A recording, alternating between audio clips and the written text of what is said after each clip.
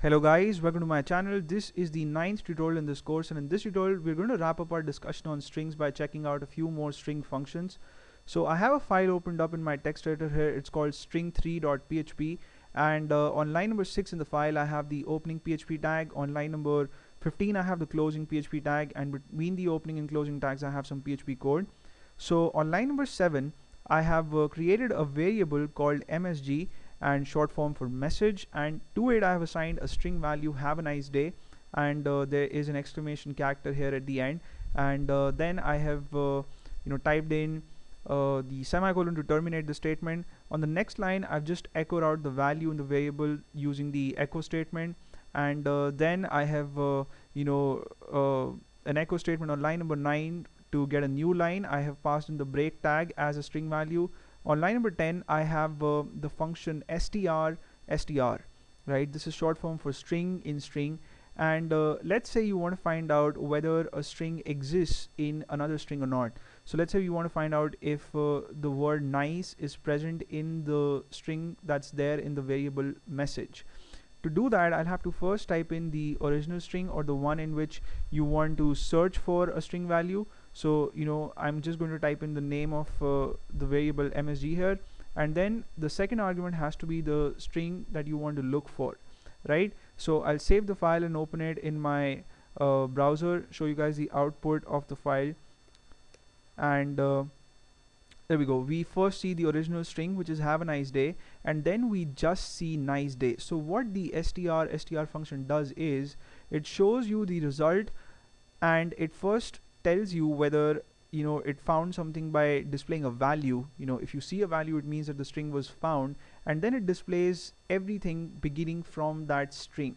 So we looked for the word nice, so it first started displaying the word nice onwards, but it didn't just stop there. It showed us the rest of the string as well, right? So that's what the str function does. And you also have the strpos function, string position, and what this does is it tells you the index position of the first occurrence of a string in another string.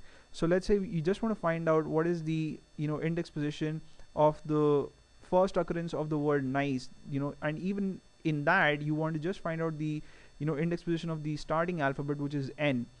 And if you want to find out that, then you have to use the strpos function, and we see 7 here as the output, so we can count and make sure that that is the correct index position. So H is 0, A is 1, V is 2, E is 3, the space is 4, the second A is 5, the next space is 6, and N is 7, right? So the index position of N is displayed if you use the strpos function.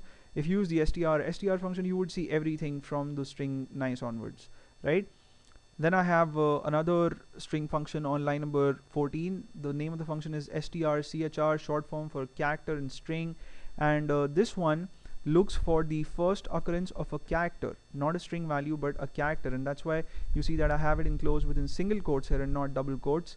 And the initial pattern is the same. You have to have a string value as the first argument, or a variable containing a string value as a first argument, and then you have a character that you want to look for, and it looks for the first occurrence of it. So in this string it would start searching from the leftmost character onwards, and it would stop at where it finds the first occurrence of the character I, and then it would print the rest of the string, right? So it's not going to just tell you the index position of the alphabet I, it's going to tell you everything that follows the alphabet I, including the alphabet I.